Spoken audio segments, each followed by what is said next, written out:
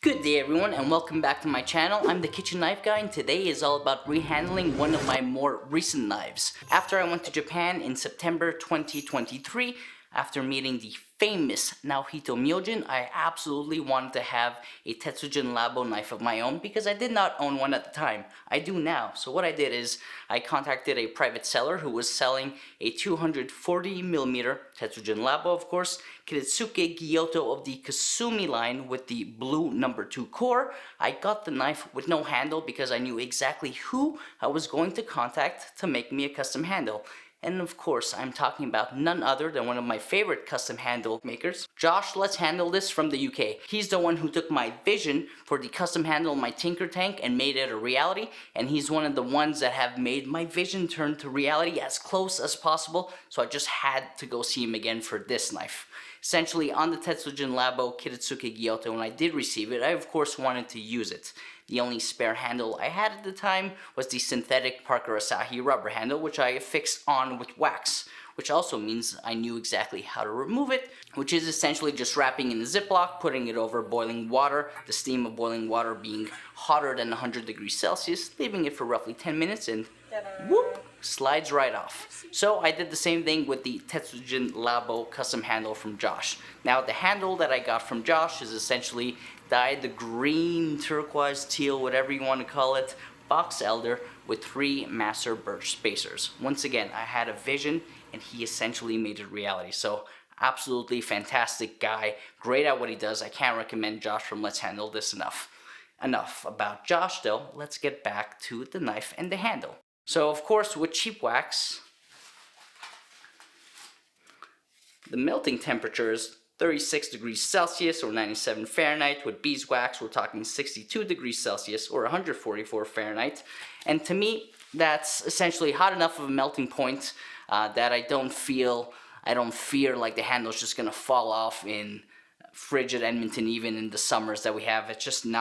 We're just not going to have an ambient temperature that's high enough to ever put the handle at risk, so I decided to use wax once again for the Tetsujin Labo.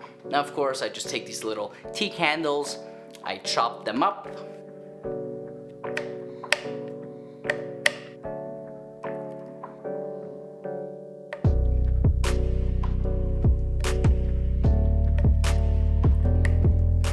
stuff them in the handle. I use whatever tool I have that doesn't look like it's going to scratch the handle even though I'm working on the inside, to kind of stuff as much wax as possible, even as close to the top as possible, because I know it's going to be easy to clean.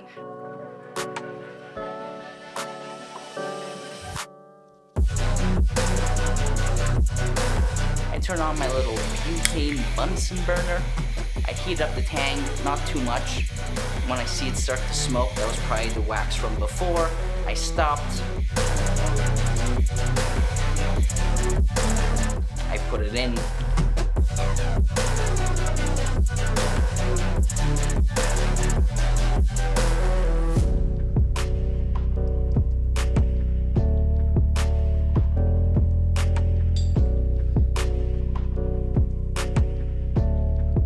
I check the alignment.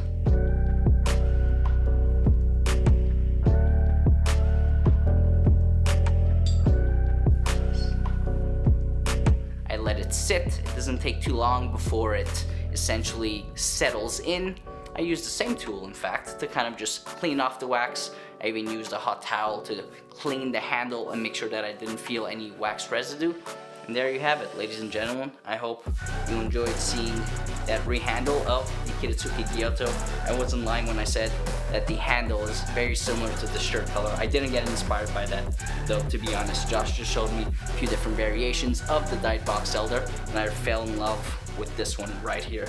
So super nice handle. Love how easy it was to put on, and the beauty again with working with Josh is some of these knives sometimes that I ask for a custom handle on, well, he's already owned, so he knows, especially with a brand like Tetsujin Labo, where their tang dimensions are going to be just so similar, one knife from another. So he was able to make the handle without ever seeing the knife, which makes me feel good because there's no risk to me. I don't need to send a blade with no handle in the hopes of getting a handle, and then maybe you lose both, right? So that was fantastic. Thank you, Josh, again for such a fabulous handle. Let me know what you think in the comments below. If you think this handle is an improvement from the Parker Asahi, if you're just feeling it, if you're feeling the vibe that I'm feeling. I think this handle is amazing. And since fixing it, I've been able to really also build super beautiful patina on this Kiritsuke Gyuto. Now, I will be rehandling another one of my later knives in the near future. I probably won't have a video for that, but the reason I'm bringing this up is I think for fun, I may want to try hot glue.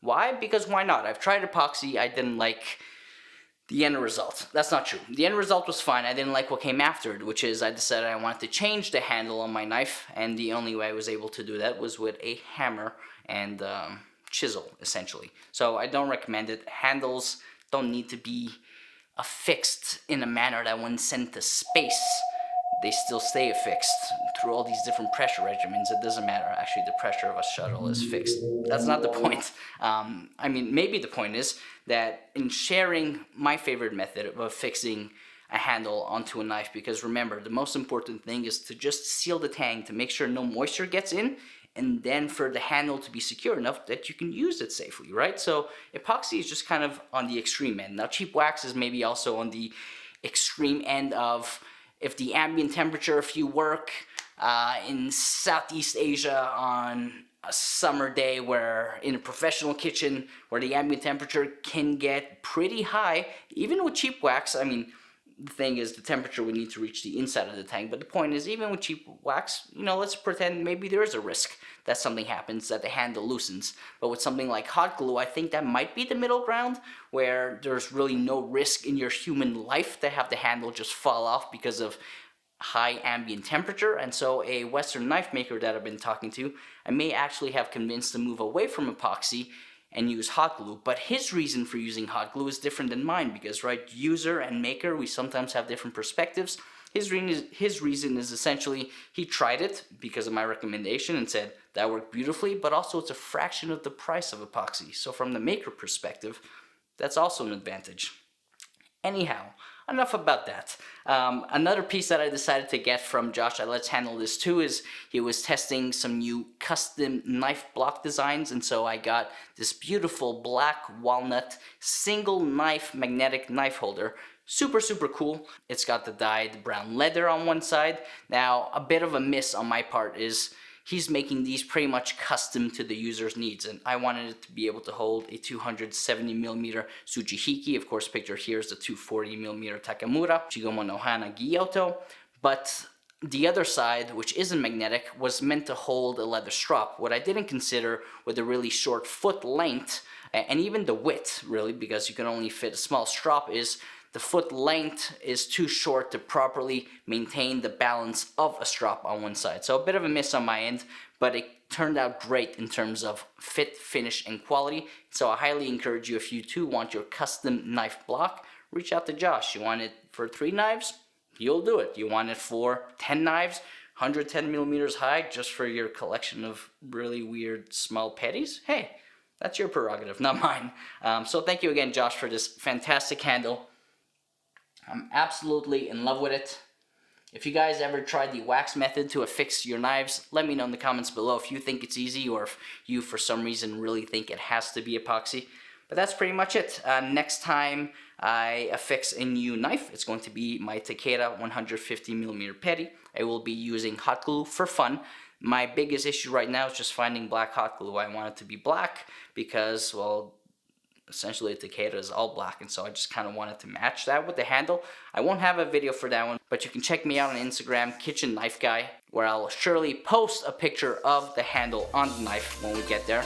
But until then, I'll see you next time.